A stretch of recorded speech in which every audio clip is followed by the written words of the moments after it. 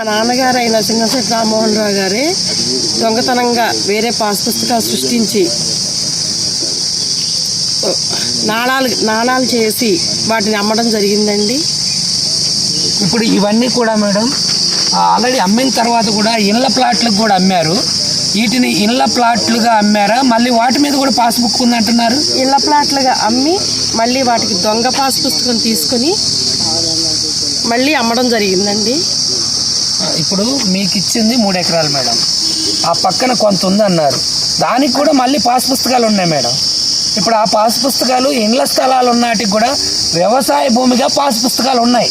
తీసుకున్నారండి, మా నాన్నగారు తీసుకున్నారు. ఇప్పుడు మీరు ఏం కోరుకుంటున్నారు మేడం? డబల్ రిజిస్ట్రేషన్ క్యాన్సిల్ చేయాలండి. డబల్ రిజిస్ట్రేషన్ క్యాన్సిల్ చేసి మీ యొక్క భూమి ఎక్కడ వైకుందో దాని మీద కిత్తర్లు రాకుండా ఉండేలా చూడాలి. డబల్ రిజిస్ట్రేషన్ క్యాన్సిల్ చేసి మా యొక్క భూమి మీదకి ఎవరు రాకుండా మమ్మల్ని ఇబ్బంది పెట్టకుండా చూడాలండి. విన్నారు కదా.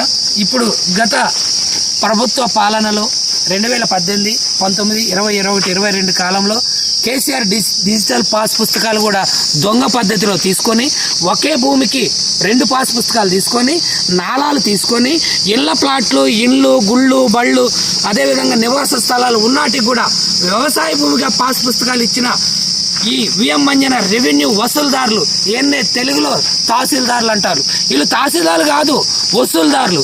గతంలో ఉన్న ప్రభుత్వం ఈ విధంగా మంది స్థలాలన్నీ ఇలా రాసి అప్పనంగా సంపాదించుకొని ఈరోజు అనేక ఇబ్బందులు పెడుతున్నారు ఎవరైతే అసలు పట్టేదారులు, అసలు అనుభవదారులు ఉన్నారు. కాబట్టి తక్షణమే ఇటువంటి వసూలుదారులపై, తహసీల్దారులపై, తప్పుడు నివేదికలు, తప్పుడు సర్వేలు ఇచ్చిన సర్వేర్లపై కూడా చర్యలు తీసుకోవాలని బాధితులు లక్కినేని పద్మజ గారు వారి యొక్క ఆవేదన వ్యక్తం చేస్తున్నారు.